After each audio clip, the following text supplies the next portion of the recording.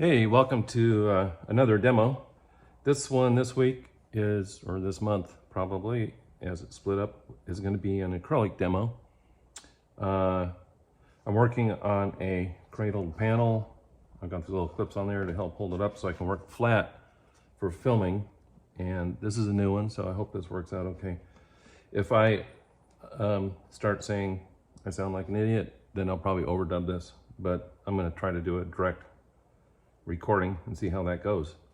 So that's my surface. It's primed, sealed with gloss acrylic medium, and then I primed it with, on this one, a Lascaux acrylic gesso, which is another primer I really like a lot, especially on board. It's got a nice grab for the acrylic, so it helps hold your brush strokes, and the paint looks really good on it, so I like it a lot. I am painting from a photo. I'll see if I can do this. I don't know. I was going to try and put it in the actual scene, but that's what I'm going to be using as my reference. I'll take a shot of that and post it in the newsletter when we get ready to publish that. So I'm working in acrylic. I keep my acrylics in these bead boxes, and these are the jumbo 3X size. And the nice thing is they have a little lock mechanism right here, and then you can open up the colors, your paint compartments. And I had this out painting last night, so they're kind of slopped all over the place. But I'll go through the colors in just a second once I get these open and show you what I've got. I was painting outside last night, and it was so windy and dry that these things are just, they skinned over as soon as I opened them up. This is a Masterson 12 by 16 palette. It doesn't have the sponge and all that in it. I have a Richardson gray matter disposable paper palette in here. It's just easier that way to clean up. Normally, this is my whole palette, this glass top that I have the cardboard sitting on, but that was too glary for the camera, so I'm just making adjustments here as we go. I find, little things that come up with just to help tamper down the annoying things. These things slide around on glass and stuff, so I cut some strips of shelf liner, that rubber shelf liner that goes in a toolbox, and set those there. And I put those underneath these pallets when I have them on the glass so they don't slide around. So that's the palette. The colors are titanium white, cad lemon yellow, cad yellow deep, yellow oxide. These are all golden colors too, by the way, except for one. Transparent oxide red, cadmium red light, alizarin crimson. This is the one color that's a Utrecht color. It's burnt sienna, and it's just a really nice burnt sienna compared to even goldens or some of the others, and I just like it, so that one gets put in that slot. This is a, I better look that up. I think it's called light phthalo blue, and it's just a great color for kind of quieting the sky. There's another one that I don't have out, but Naples yellow light is another one. Titanium buff is another one. They're just colors that when you have a lot of atmosphere help quiet the intense saturation of the sky color down a little bit. And they're atmospheric colors. They give you some, they give some air to the paint, I guess is the best way to put it. This is Viridian hue, which is basically phthalo and something else. I forget what else is in it. Ultramarine blue, cobalt blue, Payne's gray, and ivory black. Although I do use most all these colors with oil paint, I don't always use Payne's gray and ivory black, and I also don't always use anymore transoxide red and burnt sienna. But sometimes I do with oils, and a lot of times I do with acrylic, because acrylic has it's a little harder to get values to go nice and deeply dark with acrylic. Like if I took ultramarine blue and transoxide red oil paint and then put a little alizarin crimson in there, or maybe a little Viridian, boy, you could get just such a rich, deep, transparent, saturated dark that that would be exactly what if that's what you're after, that'd be exactly the way to get it. If I do the same thing with acrylic, there's enough medium, which is there's the medium that's in it already. It's semi-transparent, so it lightens up. Now it will dry darker, but it's hard to keep it transparent and dark. So I will go ahead and use like black, even more black than Payne's Gray, and with alizarin crimson or transoxide red, and then put some medium in it to give it some transparency, and that helps keep it a nice dark value. So the first thing I'm gonna do is grab a nice decent sized brush. Yeah, if I don't find one there, I'll use one over here. These are the Catalyst by Princeton brushes, and they're a synthetic fiber. A lot of people use them for oil painting too, but they're just great for acrylic. I think a lot of the other ones, like this is a silver brush, silver bristle on. I don't know if you can see that, but it's just softer, you know. And these things are nice and stiff. I mean, you can really push paint around. So that's another thing. I'm working flat here.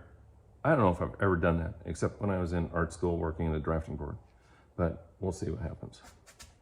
So I'm going to give it a little tone here. And anytime you water, let's put that over here.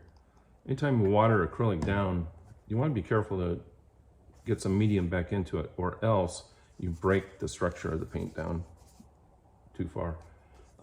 So this is kind of a northern scene. I'm going to keep it slightly grayed violet, or slightly grayed reddish violet, I should say. So I've got some alizarin, transoxide red, cobalt blue, a little more water, a little medium, a little viridian just to quiet that down somewhat. All right, and then handy dandy spray brush. I'm going to spray it a little bit just to moisten the surface and give it this nice neutral kind of violet color. Well, I'm really happy with the little clip thing I came up with, because I was trying to figure out, God, do I have to go build something to hold this thing up? And those two little clips work beautifully, just to hold it at almost a perfect angle. I don't know what kind of glare is on there. I guess I'll find out later. So let that sort of sit a second, and then usually what I do is take a little paper towel and just give it a little bit of a light wipe, which helps remove some of the water, but it sets the color in, lets it stay there. Get this thing cleaned off a little bit. So I'll probably start with the dark and indicate like divisions, my main verticals of the trees. I want to space those so they're not too equally spaced from one side or the other, or between each other on the board. And to do that, I'm going to use these are Utrecht Rhenish, R-H-E-N-I-S-H. And I use them on the other demos, but they're just so versatile, and they're a blend. It says natural curve, but I think if you read about, I mean natural bristle, but if you read about it, I think they have a blend in them, or whatever they are. They hold up well in water, you know. Like the synthetic brushes are nice for so many things, but they still don't have the power that a good natural bristle has. I mean, they don't, you know, when you're pushing paint, they don't have the same strength. These all are, even these strong ones get a little wimpy. So I use a good mix of the two, the natural bristle or the natural bristle blend. And I leave these sitting in the water too long. Like here's one. In fact, I'll use that one. Too long, but they don't get all moppy, you know, they don't fall apart. I'll wash them off and let them sit on the palette for, you know, 20 minutes or so while I'm painting, just so they air out a little bit, but they hold up pretty well. So let's start with some ultramarine blue, some water, some alizarin, And ultramarine blue. And some transoxide red. So I have this conversation often with classes, with students when I was teaching them more. Like you'll suggest, you know, that you put a little, and I've learned this from my own experience, they put a little red in something. And so, you know, you'll get that. And that's obviously way too much.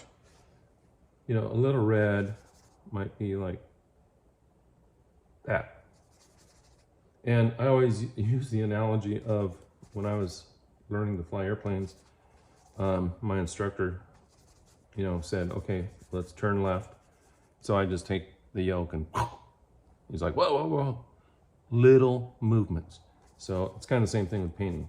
You know, you want little movements. All right, let's see. Let's make this kind of our lower division line. There's a nice vertical right through here. Sort of a, so that's this far away. So the next thing I put on here, I don't want that same distance. I'm going to make it closer to the edge.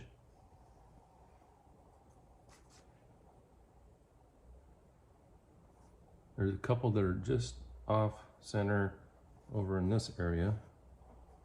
That'll work. Maybe one coming up from here. This is not easy painting flat. Bigger brush. So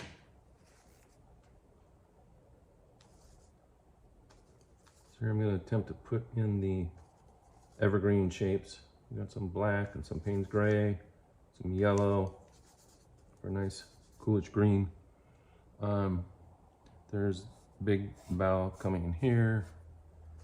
This whole side is kind of a large evergreen shape. Get some more paint.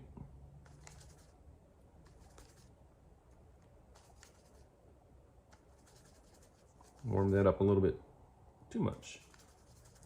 Go back to my bluish yellow. There we go. Now there's a nice little evergreen here, so I'm going to go ahead and block this thing in.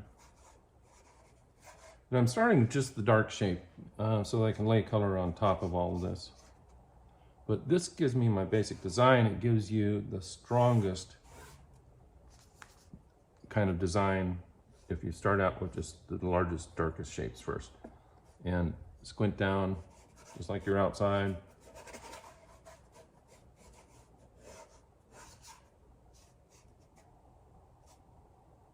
And let's see, there's some nice, there'll be some sky holes through there. And with acrylic, I'm learning that just get some things on there because you're gonna overpaint everything probably anyways. You know, I'm very seldom with acrylic do I find myself able to just put down one stroke and leave it, which is seems to always be the goal with oil paint. That's what I like to do. Acrylic, I feel like I'm always readjusting. I'm going to go ahead and put a warmish wash down here where the greens and the rusty colored soil will end up being. And once I get some of this in, then I'll go in and start trying to put down finish strokes. Where'd that go?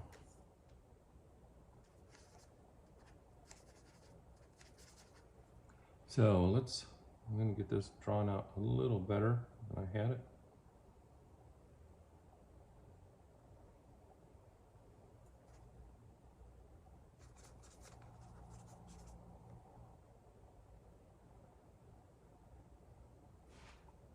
More blue than that. Those are a little too red.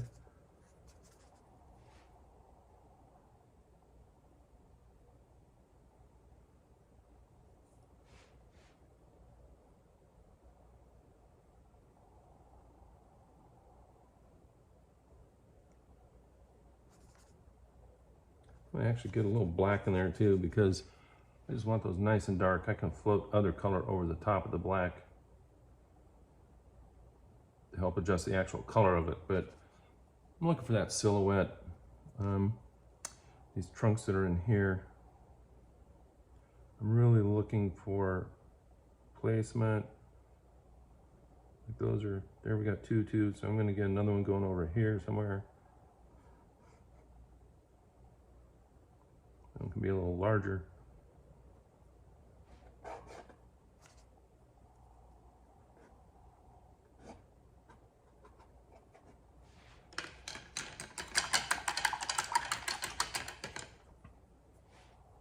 So now I think I'll come in and block in some of the sky,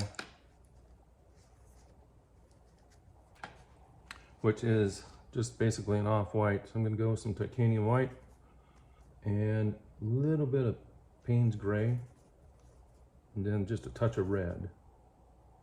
Some more Payne's gray.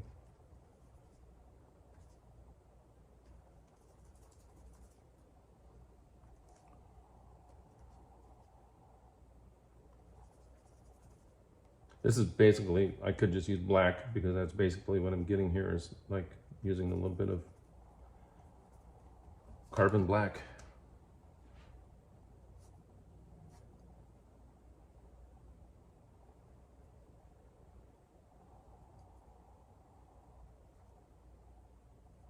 I'm just looking for negative shapes around some of these trees, and I think when I'm doing this, I'm not thinking about trying to paint right up to the trees, because I want to leave a little air. But I'm looking for, again, I've talked about before, that the nature of what's going on. Not the exact replica, but kind of the synthesis of how it all hits me visually. And I'm not worried about, I probably look too worried, but I'm not too worried about painting over things, because I can come right back with this acrylic right now and paint over it again, which is one thing I really like about it. Some areas I might want to be a little more careful with drawing at this point, but usually all that can be taken care of as you go along. There's some sky holes up here that, I don't know if I need to worry about them right now, but let's see what happens. Sometimes I'll use a palette knife for this too, and it just automatically begins to add things that the brush wouldn't do for you quite as well. And I've talked about that before too, I think.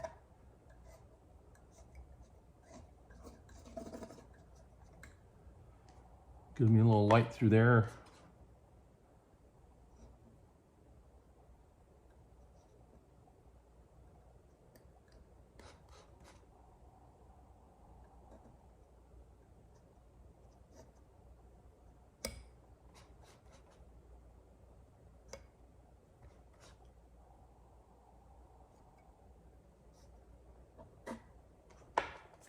And I might come back in with the brush and just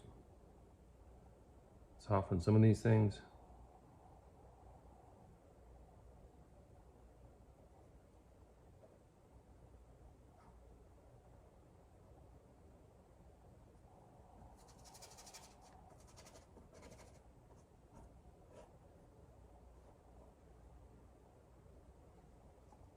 So about at this point, that's really my value plan. Those are the darkest values, except for the trunks, which are kind of like accent darks. And this will be kind of the value of the whole foreground, even as I build up the green.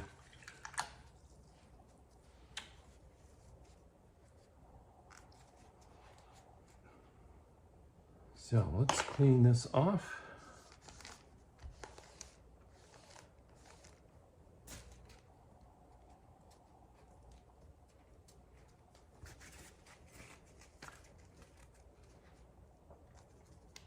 And get some greens going for the pines. Very bluish gray greens, except for the parts that are kind of picking up some of that overcast light coming through them. But I'll start out with something that's a little more blue. I'm going to put a little bit of alizarin in there just to cool it. And just start painting some of these shapes in. Pretty humid today, so this paint's still pretty wet. It's nice that paint is a little wet because it kind of replicates the feeling of the fog without having to come in and manually or purposefully soften a bunch of edges. I've still got pretty wet paint up here.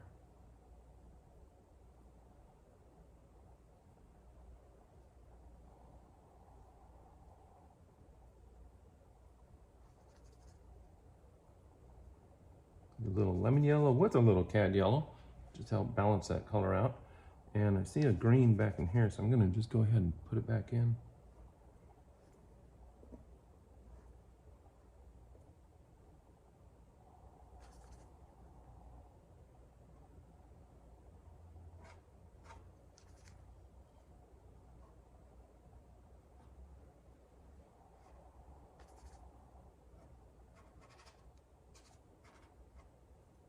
Different perspective painting with your canvas or your board flat, that's for sure. So I'm still trying to keep these greens closer to the dark value than to the lighter values so that they stay in that value family. A little more ultramarine blue, Payne's gray, and just a touch of alizarin. Get me into some of these darker darks.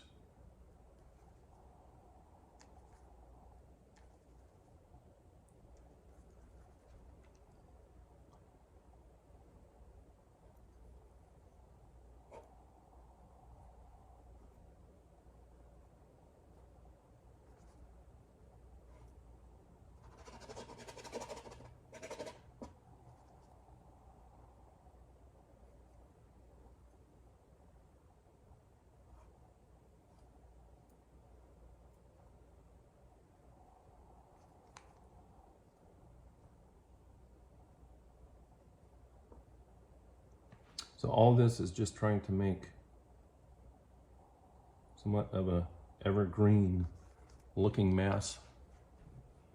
Because really, if I look at the reference, which I'll show you later, I can't tell what's going on there. I mean, I know there's some white pine and there's some spruce, but I couldn't, other than the trunks, really even pick that out to show you if I had to.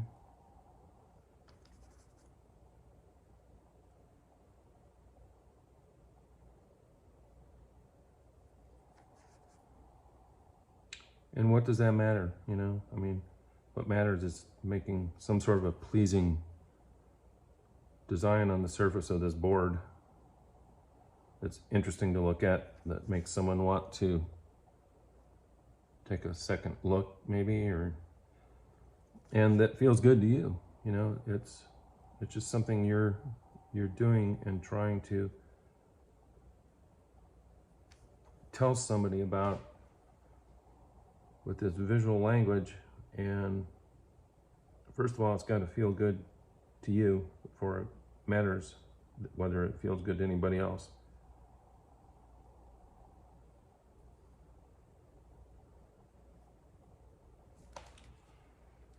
So there are some of the darks. I think I should get some greens going in behind there, but that paint's still wet, believe it or not. So I'm gonna work on the foreground a little bit. I'm going back to my ultramarine blue, cad yellow deep, and some cobalt, and a touch of white to help cool that down slightly, and a little lemon yellow. So that's kind of the green I wanted in this mid area.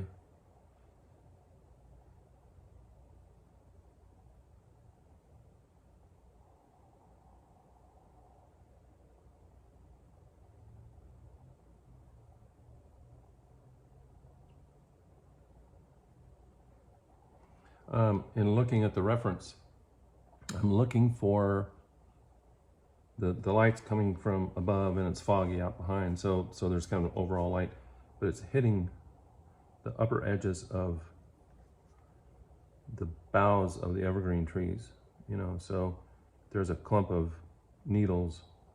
It's picking up light. They are picking up light from above, not from the side or anything. So as I put this on, I'm looking for ways to draw that in that way, excuse me, so that it appears like that's what's happening. And they get lighter as you go up because of they're catching more light as they move upwards towards the sky.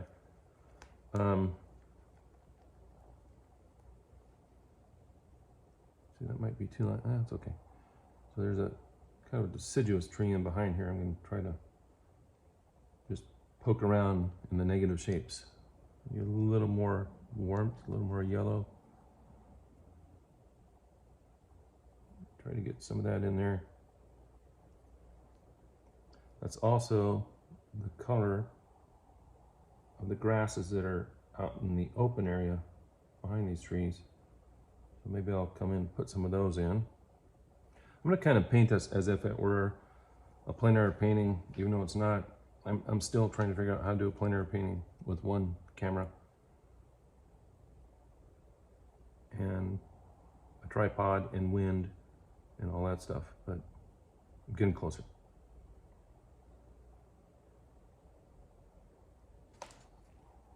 So those are sort of the greens in behind. Some of that pokes through in here in different places.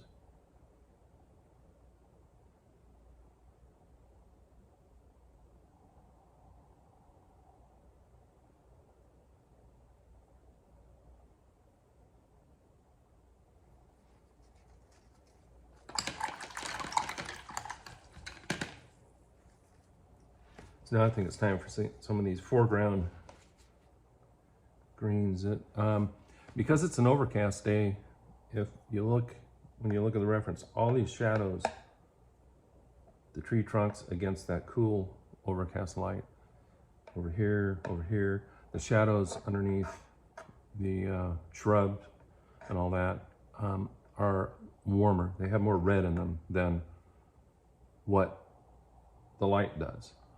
And that's another physical property of nature.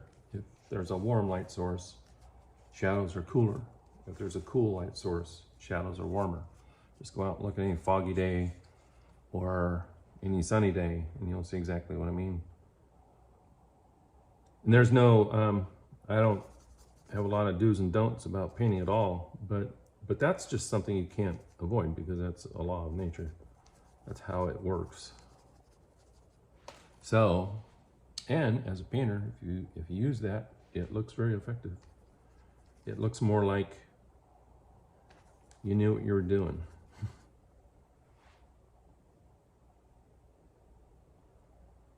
Because the light from the overcast, there's no direct sun in it. In this kind of an overcast, there's no direct sunlight. So the warmth, the yellow and the orange and the red always come from the sunlight. So if you don't have the sunlight out here on a day like this, the shadows go in reverse. You know, there's no sunlight to help accent the color of the light, which would cause the shadows to be cooler. So they take on, you know, more of the earthy notes. Like this is on kind of a reddish soil. And so there's a lot of red bouncing up into the shadows and into the undersides of leaves and into tree trunks and all of that.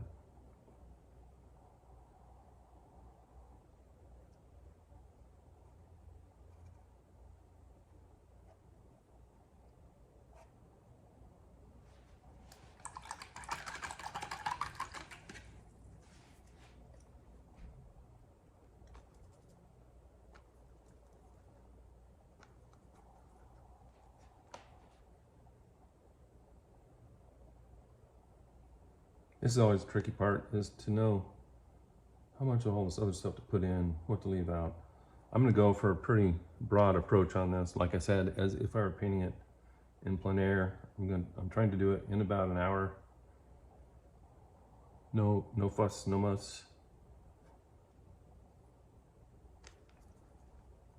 Now it's starting to get to the point where I start to see possibilities for things like color and textural possibilities.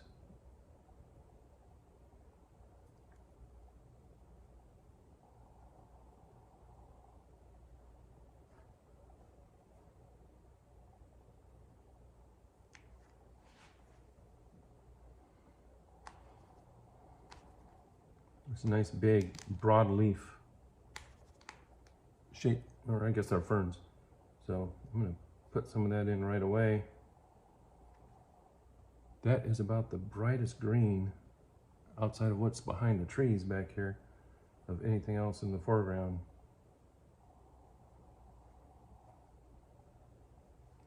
It's nice because it kind of gives me a little bit of a lead into here, which I can push up the color on a little bit.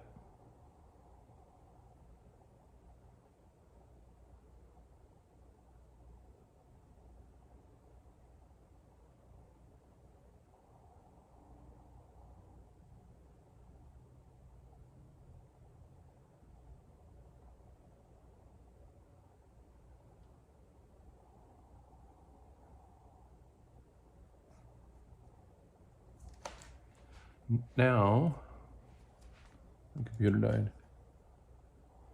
I'm going to bring in some of that reddish color of the soil. So I've got some burnt sienna and some cad red light mixed into my green to start with. And let's see where I go with that. Okay, that's a little too greenish still. A little more red in it. There we go. Especially down here, there's more red.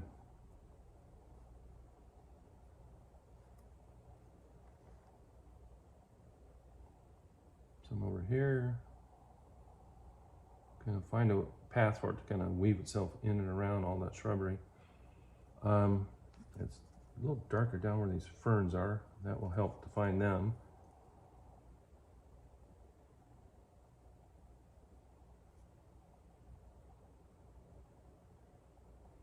But I'm not going to even worry about actually defining them too much. I just want to get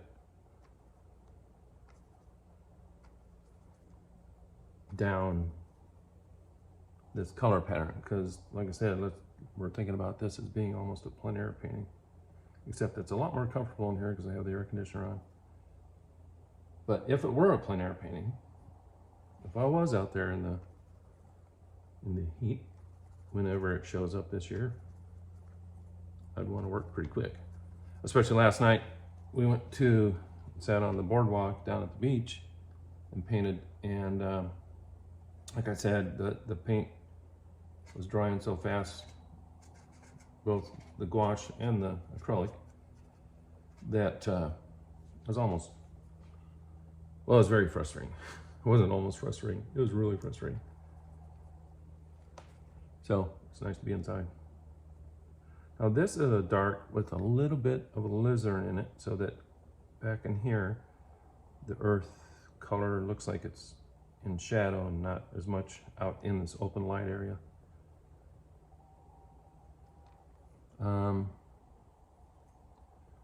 There's some violet in here too, I think.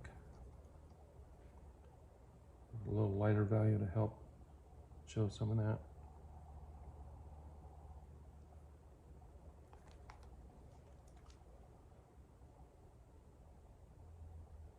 There's something weird about the perspective of painting this way. I want to lean over, but then my head's going to be in the way of the camera.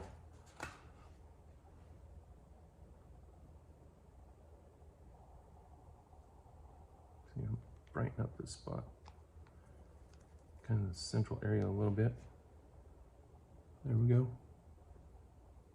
Looks like there's leaves and things all over the ground down here. A little more yellow ochre.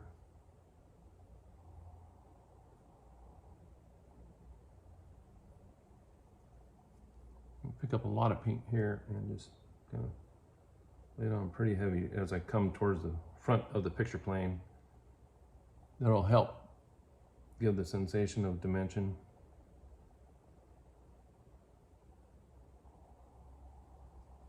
And there is also some green in there, so I'll use some cobalt blue and lemon yellow into this mixture I have over here. A little more of both. Just add some of that in here too, almost dry brushing it. The nice thing is this paint setting up a little bit so that it gives you something for the new paint to grab onto.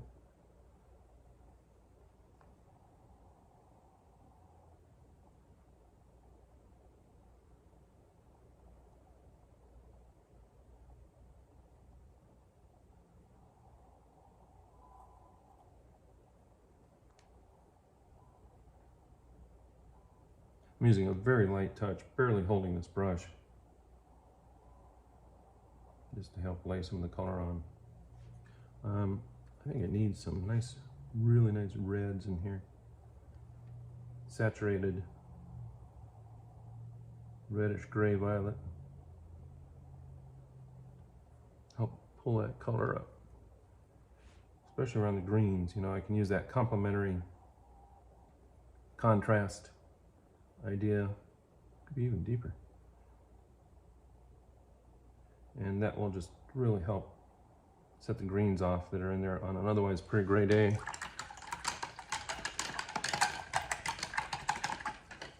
think what I'm going to do now,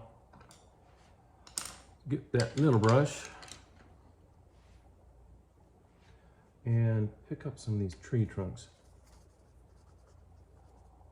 Especially this one. There's one main tree trunk right here that is the dominant looking one. So I've got it about right here.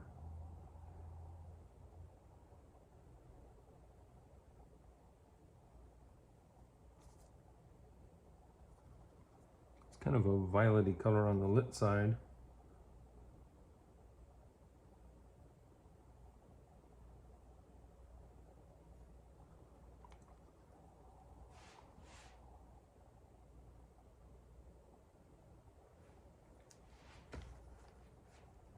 And it's shadowed over here on this side.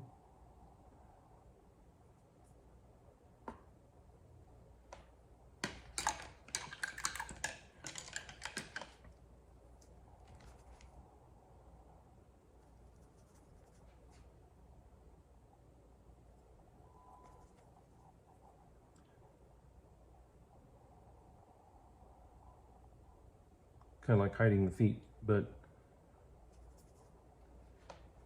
that's kind of what's happening out there. There's a lot of growth all around it.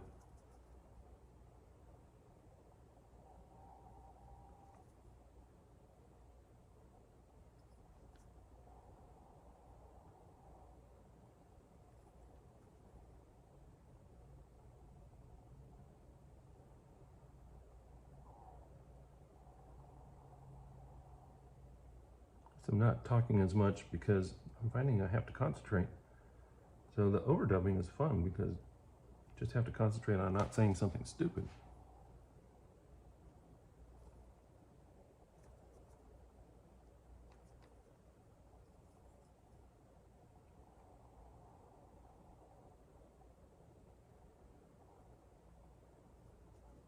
See how those are a little warmer, so the warmer reddish note in them plays off of the green nicely.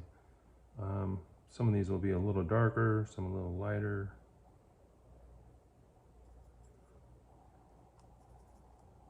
Some a little more violet. This one here. And sometimes I pull a stroke sideways on a tree. You can lose an edge, which gives it a little bit of atmosphere. This guy in here is pretty dark. Or just touching it gives you a finer branch or finer trunk. Just ways to render. They're endless.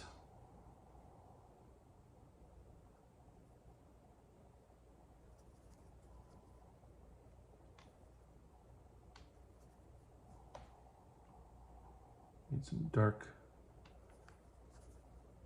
in there. I'm using Viridian and black and alizarin.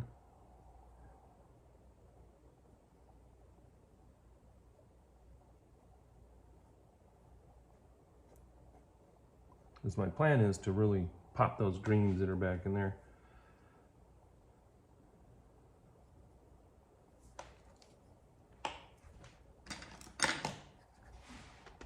Another tool I use for trunks is just a spatula kind of thing.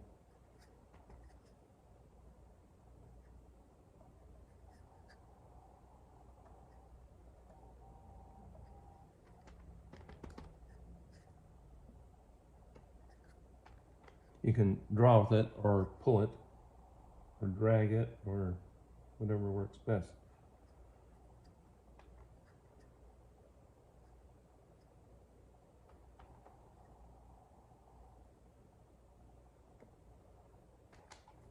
There's a good trunk right there. I'm going to put it in and then manipulate it with the spatula blade.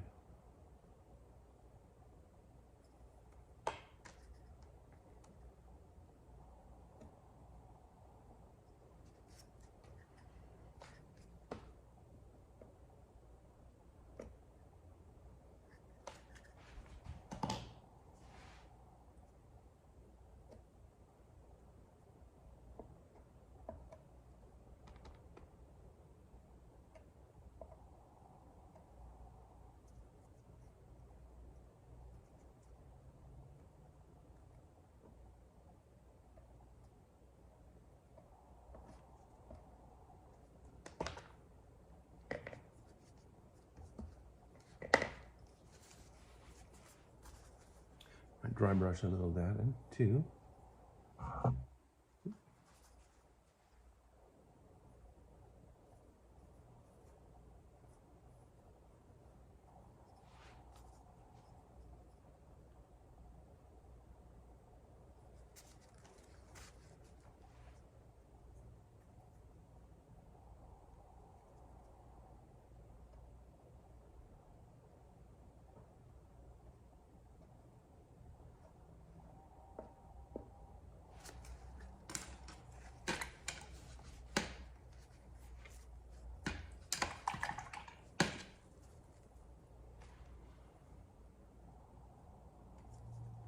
I'm going to go back into the sky and do some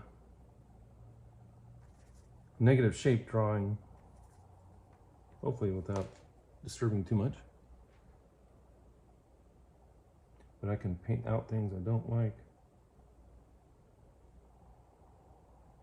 paint in things I wish everything else looked like.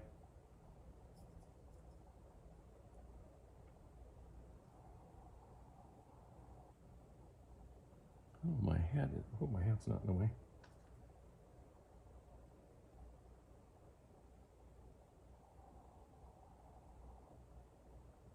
So see, I'm just looking for the outside of shapes, not the inside of the shapes, not the actual shape itself.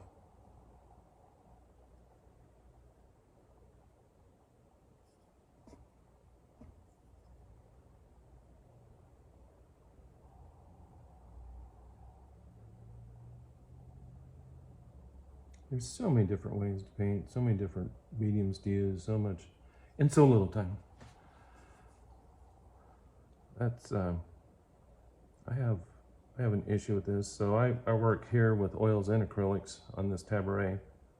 So I have a little cart behind me, and if it moves me to get the oils out, quickly pack everything up from this table, put it on the cart, and replace it with oil supplies. But there's just some things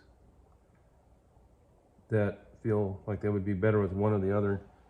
I mean, the acrylic, I think I begin to have more problems with it as things get bigger because it's just the dry thing. But you know, I'm looking for ways more and more not to have that be an issue. And hopefully one of these days I'll be able to just use them as if they were oils, or and not worry about the working properties as much.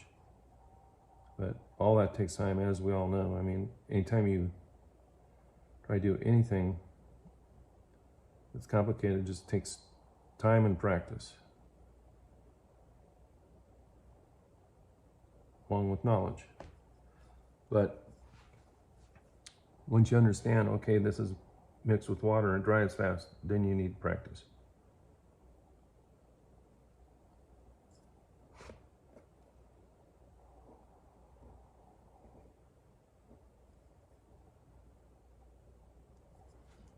Sometimes, no, different. Oh, here it is.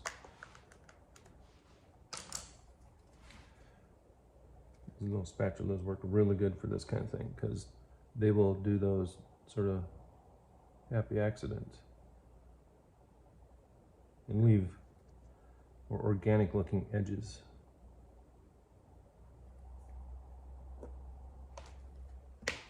If that doesn't work,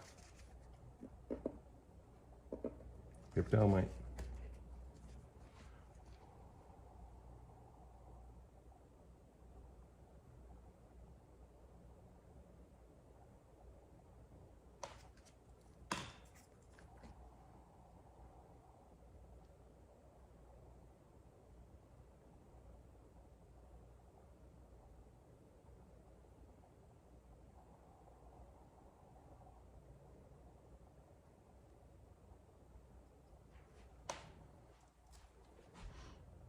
So I'm going to go for that very, very, very cool lit up green behind there. That's kind of almost like a backlit scenario. Sorry, my computer keeps disappearing on me. I'm using some lemon yellow, viridian, and yellow oxide, just so I can get that really bright, cool green, but I need a little darker value of it. This might be better.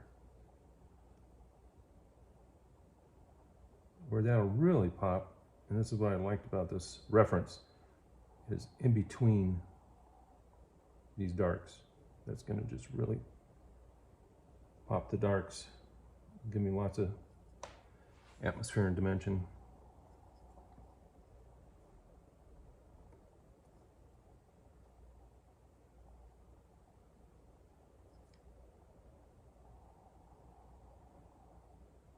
One of the things I've had to do to work with acrylic is remind myself that it's not oil paint. It is definitely not oil paint. That might sound funny, but you know, when you're used to painting with one medium more than another, or you favor one medium, or you thought you did, or whatever, you tend to want to make everything you use look like that medium, especially with oil paint. Other than watercolors, I think everybody wants whatever medium they're using, casing, gouache, acrylic, to look like oil paint. And that's good. Oil paint's nice, but I'm trying to let go and let the acrylic be what it is. And it's a very different, it's much more contemporary medium because of its drying nature. You can't force it to have nice, subtle, wet glazes like a Renaissance painting that go on for 3 hours, you know, as you manipulate it and work it. You know, you got about 3 seconds with this stuff. So it makes for a really challenging adventure. Try to switch over to it to use it, but it's just got so many beautiful things. Like in this short amount of time, I'm able to do all this layering. What I'm trying to do now is just drag a little bit of a orangish color back over here, because this is the fall in North Woodsy area. So you know that there's all kinds of fallish colors starting to show up. Like, I don't really see any red out there, but I'm going to add some because again, that'll help with the greens. Down here, can use a little more light, because basically it's lit from behind, from this way, and above. So there's probably almost shadow coming down through. There's not quite shadow, but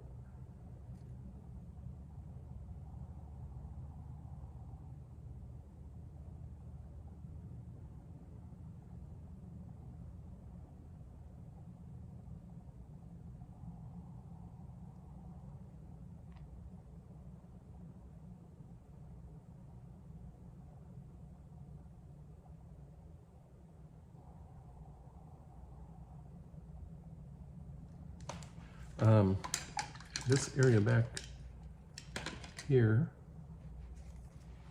I lost my dark in here, so I'm going to get that back.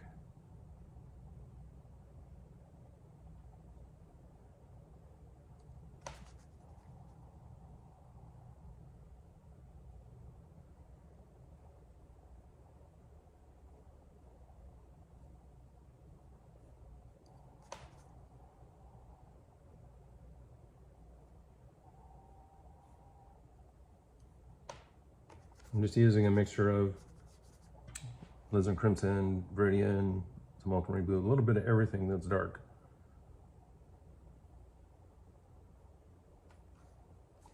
So now I want to look at my tree trunks, see if there's anything else I need to build up or emphasize. I think this one could be a little bit stronger.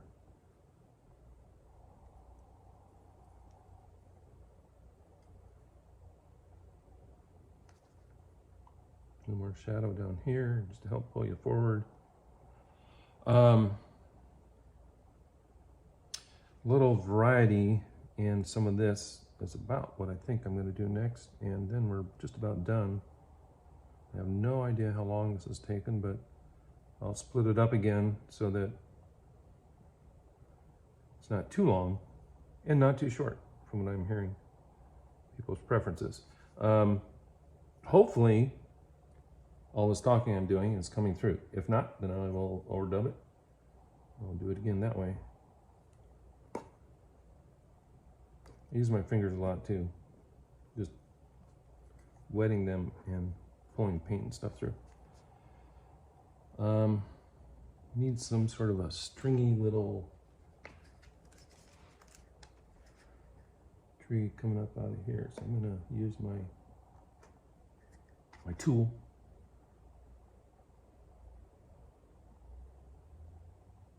And you can bend it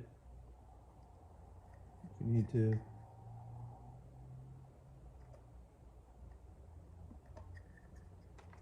Adds a little bit of structural difference to the other trees. It doesn't all have to be explained, just little marks and lines give you something else to go with. For throwing some color in here, I'm going to use the edge of this thing too, because it'll put paint on that in ways I don't even know how it goes on. Let's get some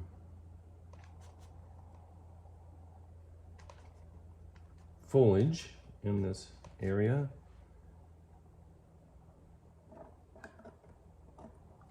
The one thing I'll do sometimes if I do that is I'll hit it with the water.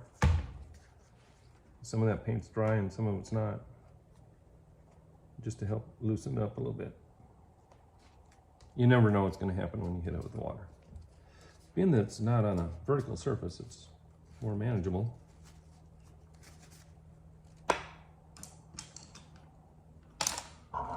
Oops.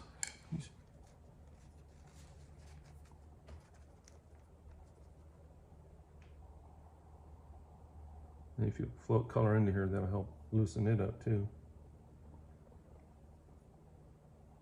There's sort of a magic to be able to get things indicated without doing a full rendering of them. I find that magical because I've always had to do a full rendering to make them even look close to whatever it was I was trying to do. But more and more, I think I'm finding ways to indicate things without going to that extreme and just make marks. And I think that that's a much more interesting way to paint than rendering everything out completely. You know, I have to say that they need to be good marks.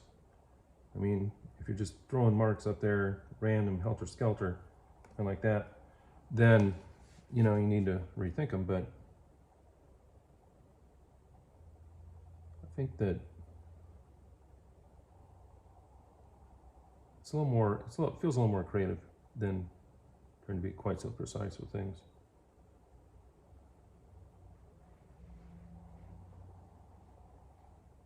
I'll give this a look over, and if there's something else I feel like I should do, I will add it to this. But I think I'm pretty much done with what I intended to do. See, those are too precise. Paint surface is kind of wet now, but that just, look how much life that gives to that foreground just by impressionistically adding some color. Bring it right down to the center of the painting by doing that.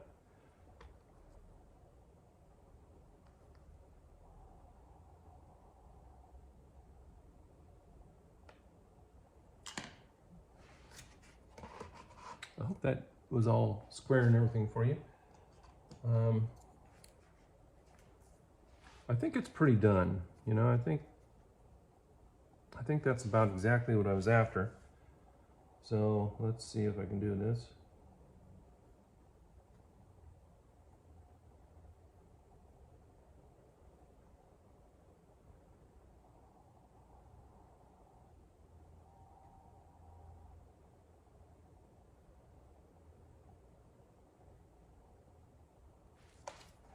Here we go. That's it. I'm going to take a look at it. I may work it a little bit, may not. I'll listen to the talking I did and see if that works. Otherwise, I'll produce this and do a voiceover so that it sounds legible. Thanks again for tuning in, and thanks again for being a paid subscriber and receiving these videos. It's a challenge, but it's fun to do. And from the comments I get, I think some people are enjoying it. So that's worth it. Keep your brushes wet and have a great week. Thank you. Bye-bye.